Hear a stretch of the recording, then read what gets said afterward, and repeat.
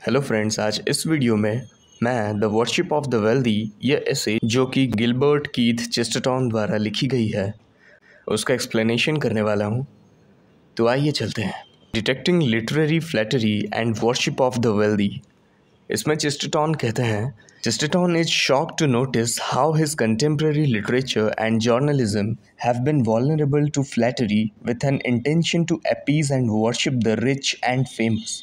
इसमें चेस्टरटन बहुत ही आश्चर्य हो जाते हैं ये नोटिस करने के लिए कि उनके कंटेम्प्रेरी लिटरेचर मतलब उनके समकालीन जो लिटरेचर है, साहित्य है और जर्नलिज्म है, पत्रकारिता है, वो कैसे फ्लैटरी को वल्नरेबल हो गए हैं। फ्लैटरी मतलब चापलूसी करना।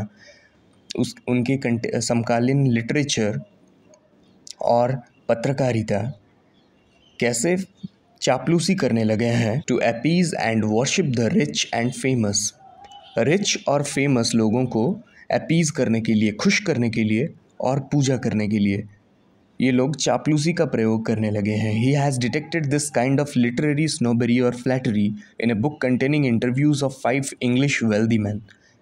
चेस्टरटन ऐसे साहित्य चापलूसी को एक बुक में देखे जिसमें 5 वेल्दी मैन मतलब 5 अमीर आदमी के इंटरव्यू के बारे में लिखा हुआ था। उस बुक में उन्होंने डिटेक्ट किया, उन्होंने पता लगाया कि ऐसे चापलूसी होने लगी है। Such a combination of euphuism for the wealthy is therefore entitled as worship of the wealthy। ऐसे कॉम्बिनेशन चापलूसी के लिए जो कि इस्तेमाल होता है किसी अमीर आदमी के लिए, उसको वर्शिप ऑफ द वेल्दी से टाइटल करते हैं Gilbert Keith Chesterton. Old flattery, simplicity and artificiality. The author says flattery was also during the olden times. Author कहते हैं कि फ्लैटरी, ये चापलूसी पुराने समय में भी था, but those were more simple and comprehensive rather than subtle and cryptic। पर वो बहुत ज़्यादा सरल थे और comprehensive थे, जिनको समझा जा सकता था। rather than subtle and cryptic मतलब वो जटिल या रहस्यमयी नहीं थे। वो पहले जो फ्लैटरी यूज़ होते थे वो बहुत ही ज़्यादा सिंपल थे और समझने योग्य थे। Old flatterers employed falsehood while praising someone, but that false was always obvious to others।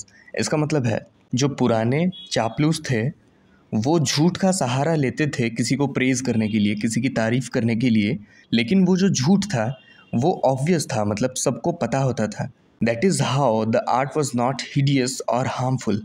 और इस वजह से ये जो आर्ट है, ये जो कला था पहले ओल्डन टाइम्स में, ये घृणित या हार्मफुल नहीं था। For example, a poor man would use all the superlatives for a rich man. For example, एक गरीब आदमी एक अमीर आदमी के लिए बहुत सारे सुपरलेटिव्स यूज़ करेगा। सुपरलेटिव्स मतलब जैसे बेस्ट या मोस्ट ब्यूटीफुल, इस टाइप के वर्ड्स यूज़ करना। या a courtier would worship his king with all the improbable similes and metaphor. या फिर एक कोटियर अपने किंग की तारीफ़ें करेगा सारे असंभव उपमाओं और रूपकों की मदद से। But all these were as harmless as they were artificial. पर ये पुराने समय में ये जो फ्लैटरी यूज़ होता था वो उतने ही हार्मलेस थे जितने आर्टिफिशियल थे, जितने बनावटी थे। इन दिस ओल्ड मेथड, इस पुराने तरीके से, both the parties, the worshipper and the worshipped, दोनों parties, the worshipper and the worshipped मतलब जिसको पूजा किया जाता था और जो पूजा करता था, उन दोनों को पता था कि that these praises were not true, कि ये जो तारीफ़ें हैं ये सच नहीं है। And this obviousness of artificiality in worshipping was a safe character of traditional flattery। और ये artificiality का जो obviousness है जो कि चापलूसी करने के लिए प्रयोग होता था वो बहुत ही ज़्यादा सेफ था पहले, और इसी को ट्रेडिशनल फ्लैटरी के नाम से चेस्टरटन बताते हैं। A king and his public descriptions were remotely related and they all knew it. और बताते हैं कि किंग और उसका जो पब्लिक डिस्क्रिप्शन, उसके इंस्क्रिप्शंस के बारे में जो डिस्क्रिप्शन लिखाए जाते थे, जैसे वो धरती का सबसे बड़ा राजा था, वो आकाश चीर देता था, धरती फाड़ देता था, इस टाइप के इंस्क्रिप्शन में लिखे होते हैं जो कि उसका कोई रिलेशन नहीं होता किंग के साथ, वो सबको पता है, लेकिन उसकी प्रशंसा में ऐसे वर्ड्स यूज़ किए जाते थे और वो बहुत ही ज़्यादा हार्मलेस थे। Modern flattery. But unlike the old flatterers, modern flatterers have invented a more dangerous art or method of worshipping।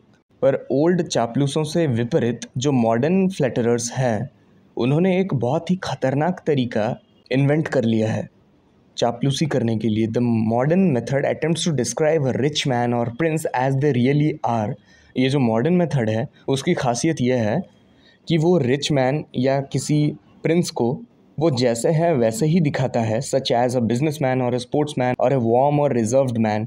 जैसे एक बिजनेस मैन है या स्पोर्ट्स मैन है या कोई स्नेही या आरक्षित आदमी है, तो वो जैसा है वैसा ही दिखाता है। But the modern flatterers end up exaggerating this natural और real qualities in an inflated and unreal way. लेकिन वो जो मॉडर्न फ्लैटरर्स हैं वो आखिर में उसको बढ़ा चढ़ा के बोलते हैं, इस रियल हैबिट्स को, इस रियल क्वालिटीज़ को बढ़ा चढ़ा कर बोलते हैं एक अनरियल वे में।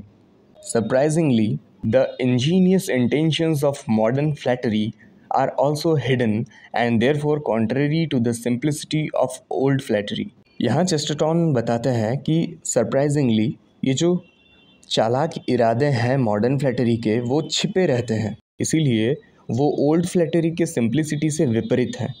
फॉर एग्जाम्पल, इसमें एग्जाम्पल देते हुए कहते हैं essayist, if Mister Carnegie is described as wise as Solomon and as brave as Mars, the flattery here may be discernible as we know that he can't be Solomon और Mars.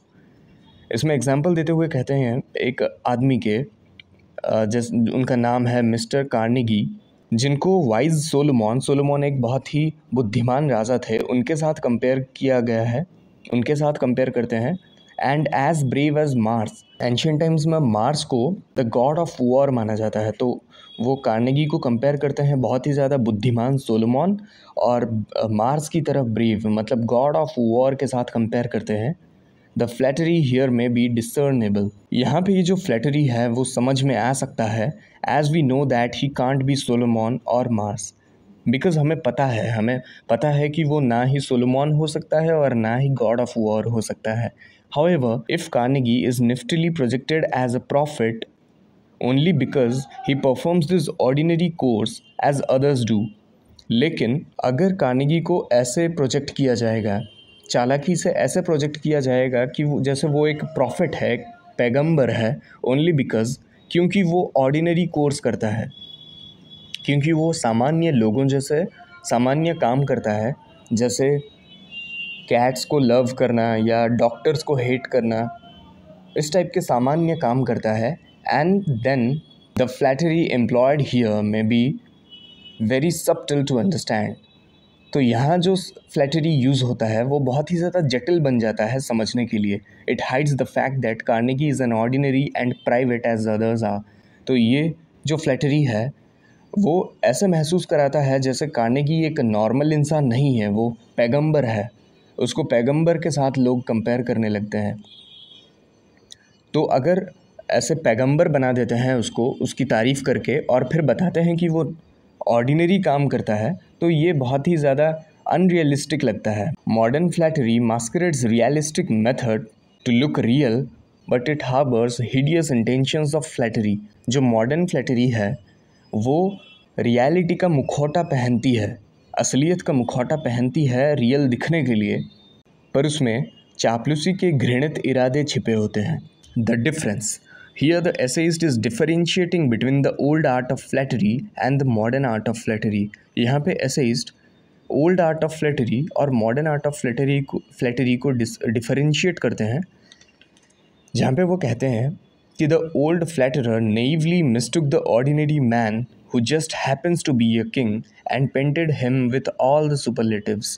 यहाँ पे बताते हैं कि old times में जैसे एक normal आदमी, मतलब किंग भी एक नॉर्मल आदमी ही बनता है, एक नॉर्मल आदमी ही आगे जाके किंग बनता है। तो यहाँ पे एक नॉर्मल इंसान, एक आम आदमी भोलेपन से एक किंग के ऊपर बहुत सारे सुपरलेटिव्स यूज़ करता है। भोलेपन से इसलिए क्योंकि वो एक नॉर्मल इंसान ही होता है किंग, लेकिन वो जो दूसरा आम आदमी होता है जो किंग्स के लिए सुपरलेटिव्स यूज़ करता है, वो किंग को बहुत बड़ा मानता है, वो भोलेपन से बहुत ज़्यादा बड़ा मानता है। Whereas the modern flatterer, लेकिन आजकल के ज़माने में जो मॉडर्न चापलूसी करने वाले हैं, cleverly plots that a rich and extraordinary person is beyond ordinary things. लेकिन आजकल के जो मॉडर्न फ्लैटरर हैं वो बहुत ही ज़्यादा चालाकी से ऐसे प्लॉट करते हैं जैसे एक रिच पर्सन, एक अमीर आदमी बहुत ही ज़्यादा एक्स्ट्रा ऑर्डिनरी है, नॉर्मल लोगों से अलग है। पहले ये प्रूफ करते हैं, उसके बाद ऐसे दिखाते हैं जैसे वो ऑर्डिनरी थिंग्स करते हैं, and therefore paints him with ordinary things to make him look more interesting. उसको और ज़्यादा इंटरेस्टिंग बनाने के लिए उसको पहले एक्स्ट्रा ऑर्डिनरी दिखाते हैं और उसमें ऑर्डिनरी का पेंट लगाते हैं। इसमें मैं आपको एक एग्जांपल देना चाहूँगा। आजकल हर जगह न्यूज़ में भी ऐसे आने लगे हैं कि जैसे बॉलीवुड के सुपरस्टार्स हैं, उनको एकदम एक्स्ट्रा ऑर्डिनरी दिखा दिया गया है कि वो नॉर्मल लोगों से एकदम अलग है, बहुत ज़्यादा रिच है, उनकी लाइफ अलग होगी। लेकिन बाद में ऐसे न्यूज़ में निकलता है जैसे वो स्टार कहीं पे रास्ते पे पानी पूरी खा रहा है या अपने फैमिली के साथ घूमने जा रहा है, जॉगिंग करने जा रहा है। ये सब नॉर्मल चीज़ें हैं जो हर इंसान करता है, लेकिन उसको ऐसे बढ़ा के दिखा दिया जाता है सबसे पहले कि बाद में उसको अगर ऑर्डिनरी थिंग्स के साथ रिलेट किया जाए तो वो ज़्यादा इंटरेस्टिंग लगने लगता है लोगों को। उसके बाद the subtle art of modern flatterers. Modern flatterers का जो जटिल तरीका होता है, जो जटिल कला होता है, उसको यहाँ पे चेस्टरटन डिस्क्राइब करते हैं। The essayist here reveals the subtle art of modern flatterers which may be another amusing way of modern flattery, जो एक बहुत ही ज़्यादा इंटरेस्टिंग तरीका हो सकता है मॉडर्न फ्लैटरी का। He detects this art of dealing with negatives in a book of interviews published by a journalist. एक पत्रकार ने एक बुक पब्लिश किया था जिसमें इंटरव्यूज़ लिए गए थे और उसमें चेस्टरटन ने नेगेटिव्स के साथ डील करने को डिटेक्ट किया, पता लगाया। This is how the modern flatterers describe what he is not. और उन्हें ऐसे पता लगा कि ये जो मॉडर्न चापलूसी करने वाले हैं वो ऐसे डिस्क्राइब करते हैं जो लोग इंटरव्यू देने आते हैं उनकी, जो वो रियल में नहीं है। This is called dealing with the negatives. यही है नेगेटिव्स के साथ डील करना। There is no relationship between transcendentalism and Morgan. वो बताते हैं कि ट्रांसडेंटलिज्म, जो कि एक फ़िलोसॉफिकल एंड सोशल मूवमेंट था न्यू इंग्लैंड में, जो कि 1836 के अराउंड हुआ था, उसका मॉर्गन के साथ कोई रिलेशनशिप नहीं है। Yet modern journalist would relate the both for describing Morgan in a conceited yet curious way. लेकिन उसको वो कहीं ना कहीं मॉर्गन को ट्रांसडेंटलिज्म के साथ मतलब डिस्क्राइब करा ही देगा, उसको जोड़ ही देगा, रिलेट कर ही देगा, उसको ज़्यादा क्यूरियस बनाने के लिए, जिज्ञासु बनाने के लिए और कंसीटेड बनाने के लिए। इसके बाद the art of exaggeration. The essayist says this method of dealing with the negatives provide a rich, bewildered and mental glow both to the flattery and the subject of flattery. यहाँ पे essayist बताते हैं कि ये जो modern method है negatives के साथ डील करने का, ये एक समृद्ध, भ्रमित और मानसिक ग्लो देता है, मानसिक चमक देता है to both the flattery, flattery को भी, और सब्जेक्ट ऑफ फ्लैटरी के भी, विषय, फ्लैटरी के विषय को भी। Such flattery is an opportunity for the flatterer to talk more about the subject than what is required. और ऐसे जो फ्लैटरी है वो एक अपॉर्चुनिटी बन जाता है फ्लैटरर के लिए वैसे सब्जेक्ट्स के बारे में बात करना जो ज़रूरी भी नहीं है। It makes the character more exotic and splendid. और इस तरीके से वो कैरेक्टर को ज़्यादा आकर्षक और शानदार बना देते हैं। But it would appreciable if such eulogies were used for the common man like the charwoman than for the people who are already rich and famous। यहाँ पे चेस्टरटन बताते हैं कि ये ऐसे जो तरीका है, ऐसा तारीफ़ करने का जो तरीका है वो अप्रिशिएबल हो सकता है जब वो किसी कॉमन मैन लाइक चारवुमन, मतलब जो क्लीनर होते हैं हाउस या ऑफिस के, उनकी तारीफ़ ऐसा करें, ना कि उन लोगों की जो पहले से ही रिच और फेमस हैं। Misused words and phrases. Besides the method of dealing with the negatives, there is another way of modern flattery। यहाँ पे चेस्टरटन बताते हैं कि डीलिंग विथ नेगेटिव्स को छोड़कर, नेगेटिव्स के साथ डील करने को छोड़कर एक अलग वे भी है, एक अलग तरीका भी है मॉडर्न फ्लैटरी के लिए, which has become very common amongst journalist and writers, जो कि जर्नलिस्ट और राइटर्स के बीच में बहुत ही ज़्यादा कॉमन बन चुका है। That is, indiscriminate applications of virtuous words or phrases without really valuing and comprehending their virtues। इसका मतलब वो जिसकी तारीफ़ करते हैं उसका रियल सद्गुण बिना जाने उसके लिए अंधाधुन सद्गुणी शब्द का प्रयोग करना।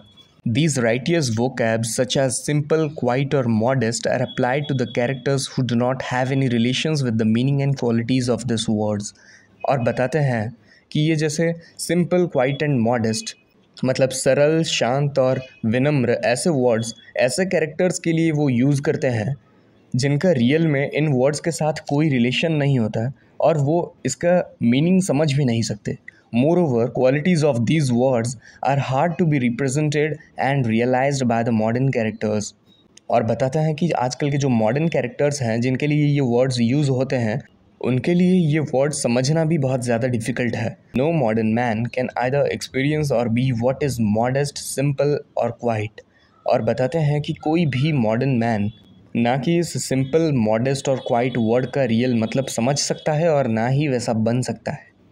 Virtues of such noble words should not be thrown about irresponsibly. यहाँ पे चेस्टरटन बताते हैं कि ऐसे महान शब्दों का प्रयोग ऐसे गैर जिम्मेदारी ढंग से नहीं होनी चाहिए। Even saints and prophets have failed to achieve and understand such virtues। क्योंकि जो संत और पैगंबर हैं वो भी ऐसे महान उपाधियों को नहीं समझ पाए हैं ठीक से या इसको अचीव नहीं कर पाए हैं। And why should they then be used as tools of flattery? Then ऐसे महान शब्दों का प्रयोग चापलूसी करने के लिए क्यों प्रयोग होना चाहिए? Unfortunately, such virtuous words are incessantly and dishonestly used to describe the pompous events of luxurious men। लेकिन unfortunately ये जो virtuous words हैं, महान शब्द हैं, सद्गुणी शब्द हैं, इनको बार बार incessantly, frequently और dishonestly यूज़ किया जाता है लग्जरियस मैन के पॉम्पस इवेंट्स को डिस्क्राइब करने के लिए। जो दिखावे के लिए जो इवेंट्स वो करते हैं उन इवेंट्स को डिस्क्राइब करने के लिए ऐसे महान शब्दों का प्रयोग किया जाता है। The interesting event being their death, और सबसे इंटरेस्टिंग इवेंट उनका डेथ सेरेमनी है।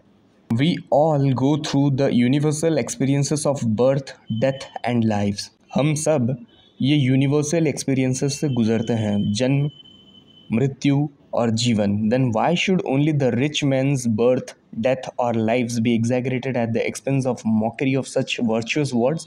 तो क्यों सिर्फ इन अमीर लोगों का जन्म, उनकी मृत्यु और उनके जीवन को एग्जैगरेट किया जाता है, बढ़ा चढ़ा के दिखाया जाता है इन वर्चुअस और महान वर्ड्स की मजाक उड़ाकर? For example the use of such words for Mister Midas and his ostentatious attires. Mister Midas और उनके दिखावटी वेशभूषा के लिए ऐसे महान वर्ड्स का यूज़ करना। इसके बाद एब्सर्ड यूलॉजी, इसमें बताते हैं but this absurd process of eulogy becomes more intolerable when it is applied to the most universal and common event called death. यहाँ पे चेस्टरटन बताते हैं कि ये जो एब्सर्ड प्रोसेस है, बेतुकी तरीका है यूलॉजी का, चापलूसी करने का, ये बहुत ही ज़्यादा इनटॉलरेबल बन जाता है, असहनीय बन जाता है when it is applied to the most universal and common event called death. जब इसको डेथ के साथ रिलेट किया जाता है जो कि बहुत ही ज़्यादा कॉमन और यूनिवर्सल है, and specially the death of funeral processions of the politicians, और स्पेशली पॉलिटिशियंस के अंतिम संस्कार में ऐसे शब्दों का प्रयोग किया जाता है। Is it the last flattery that we are drawn to after we have been flattered about everything about him from his simple costume to modest home etc? यहाँ पे चेस्टरटन पूछते हैं कि क्या ये सबसे लास्ट फ्लैटरी है जो उनके लिए किया जाता है, जबकि उनके लाइफ की सभी चीज़ों को फ्लैटर्ड करके बताया गया है, सभी चीज़ों को एग्जैगरेट करके बताया गया है, उनके सिंपल कॉस्ट्यूम से लेकर उनके मॉडेस्ट होम तक, उनके सरल कॉस्ट्यूम से लेकर उनके मामूली घर तक। How can a millionaire politician's costume be simple, his house be modest? एक मिलियनर पॉलिटिशियन का कॉस्ट्यूम कैसे सिंपल हो सकता है और उसका घर कैसे मामूली हो सकता है? Yet the absurd method of employing virtuous word is applied to them even to their death and funeral। लेकिन ये जो बेतुकी तरीका है ऐसे महान शब्दों को यूज़ करने का, ये उनके डेथ सेरेमनी और उनके अंतिम संस्कार में भी प्रयोग किया जाता है। Is it not absurd to read that the millionaire's funeral as it was quiet, whereas it was actually a pompous show? ये बहुत ही ज़्यादा बेतुकी नहीं है कि एक मिलियनर का फ्यूनरल, एक मिलियनर का अंतिम संस्कार को शांत डिस्क्राइब करना, जबकि सबको पता होता है कि वो एक पॉम्पस शो है, वो एक बहुत ही ज़्यादा दिखावे करने जैसा शो है, तो वो शांत कैसे हो सकता है? For Chesterton this descriptions are unmeaningful eulogies. Chesterton के लिए ये सारे जो डिस्क्रिप्शंस हैं वो बहुत ही ज़्यादा अनमीनिंगफुल यूलॉजीज़ हैं, बेमतलब के तारीफ़ें हैं। Automatic spreading of flattery. तो यहाँ पे चेस्टरटन बताते हैं कि ये जो फ्लैटरी ये ऑटोमेटिक कैसे स्प्रेड करता है। He cites examples of other royal words such as sumptuous, splendid, intoxicating. वो दूसरे कुछ रॉयल वर्ड्स के एग्जांपल्स देते हैं, जैसे सम्पचुअस मतलब वैभवशाली, स्प्लेंडेड मतलब शानदार, या इंटॉक्सिकेटिंग मतलब मादक, that were injudiciously used to describe the funeral of another millionaire Mister Beit. तो वो बताते हैं कि ऐसे रॉयल शब्दों का प्रयोग वो और एक जगह पे देखे मिस्टर बीट के फ्यूनरल में बिना सोचे समझे जहाँ पे यूज़ किया गया है। He satirizes this crude paradox of journalist mentality here by asking, वो यहाँ जर्नलिस्ट मेंटालिटी के कच्चे विरोधाभास को व्यंग्य करते हुए पूछते हैं, What else did they expect Mr. Beat's funeral to be? वो मिस्टर बीट के फ्यूनरल को क्या होने के लिए एक्सपेक्ट करते हैं? Funeral is always quiet, funeral हमेशा क्वाइट होता है, हमेशा शांत होता है। Then what is the wisdom of describing it as quiet? तो उसको शांत डिस्क्राइब करने में क्या चालाकी है, इसका क्या मतलब है? Chesterton observes that the journalist do so. Chesterton ये ऑब्जर्व करते हैं कि ये जो जर्नलिस्ट है, पत्रकार हैं, वो ऐसा करते हैं। As they face professional description to fill up the pages of newspaper, क्योंकि उन्हें प्रोफेशनल डिस्क्रिप्शन फेस करना पड़ता है न्यूज़पेपर्स के पन्नों को भरने के लिए। He considers this act of filling up pages of newspaper as automatic hypocrisy. वो इस act of filling up pages of newspapers, मतलब ये न्यूज़पेपर्स के पन्ने फिल करना, को एक ऑटोमेटिक पाखंड बताते हैं। As the newspaper subsequently promote such hypocritical art, क्योंकि ये जो न्यूज़पेपर है वो इस पाखंडी कला को प्रमोट करेगा among the fellow writers who also master this absurd art to write for their newspaper. उसके साथी राइटर्स के बीच भी इसको प्रमोट करेगा जो इस एब्सर्ड आर्ट, जो इस बेतुकी कला में मास्टरी कर चुके हैं। दस hypocrisy becomes automatic and wide spread. तो ऐसे जो पाखंड है वो बहुत ज़्यादा ऑटोमेटिक बन जाता है और स्प्रेड करने लगता है। Conclusion, Chesterton is apprehensive that if such irresponsible and incessant use of such noble words or phrases are not checked, यहाँ पे चेस्टरटन कहते हैं कि उनको डर है कि अगर ऐसे गैर जिम्मेदार और ऐसे लगातार यूज़ किए जाएंगे ऐसे नॉबल वर्ड्स का, ऐसे महान शब्दों का, और इसको रोका नहीं गया, then one day they will be used for wrong reasons like the Japanese using honor bell for boots and shoe stand। वो बताते हैं कि अगर इसको रोका नहीं गया तो एक दिन ये इन शब्दों का प्रयोग बहुत ही गलत रीज़न के लिए किया जाएगा, जैसे अभी जापान में जापानीज़ लोग ऑनर बेल वर्ड यूज़ करते हैं बूट्स और शू स्टैंड्स के लिए। Chesterton gives a no to such flattery. Chesterton ऐसे फ्लैटरी करने से मना करते हैं, rather suggest to imbibe the most forward and direct method of describing something splendid as splendid और simple as simple। वो ऐसा फ्लैटरी करने से मना करते हैं और यहाँ सजेस्ट करते हैं अपने अंदर ऐसे डायरेक्ट मेथड को अपनाने के लिए, जैसे हम स्प्लेंडेड को स्प्लेंडेड बोले, शानदार को शानदार बोले और सिंपल को सिंपल बोले। Otherwise people will run away from literature and journalism. वरना लोग लिटरेचर मतलब साहित्य या जर्नलिज्म मतलब पत्रकारिता से भागने लगेंगे। As a rich man would run away from Chesterton if he on his meeting with a rich man on a street addresses him with all oriental hyperboles। यहाँ पे चेस्टरटन बताते हैं कि लोग लिटरेचर और जर्नलिज्म से वैसे भागने लगेंगे जैसे एक रिच मैन उन्हें देख के भाग जाएगा जब वो किसी रिच मैन को रास्ते पे मिलने पर ओरिएंटल हाइपरबोल्स मतलब बहुत ही ज़्यादा बढ़ा चढ़ा के एड्रेस करेंगे। तो इसी के साथ चेस्टरटन अपने ऐसे का अंत करते हैं। आज के वीडियो में बस इतना ही, मिलते हैं नेक्स्ट वीडियो पर। तब तक के लिए thank you and have a nice day.